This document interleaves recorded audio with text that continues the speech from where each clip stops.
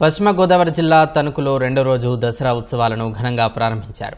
గోస్తని నదీ తీరాన కొలువైన కనకదుర్గ అమ్మవారు రెండో రోజు బాలత్రిపుర సుందరిగా భక్తులకు దర్శనమిచ్చారు. స్థానికంగా ఉన్న వాసవి కన్యకా పరమేశ్వరి అమ్మవారిని రెండో రోజు మహాలక్ష్మి రూపంలో అలంకరించారు. భక్తులు అమ్మవారికి కల్వపూలు సమర్పించి నోట్ల కట్టలతో పూజలు చేశారు. అమ్మవారిని గర్భాలయాన్ని కరెన్సీ నోట్ల తోరణాలతో అలంకరించారు. 300 మందికి పైగా మహిళలు సామూహికంగా అమ్మవారికి కుంకుమ పూజలు చేశారు. అనంతపురంలోని శివకోటి ఆలయంలో అమ్మవారు అన్నపూర్ణేశ్వరి దేవిగా భక్తులకు దర్శనమిచ్చారు.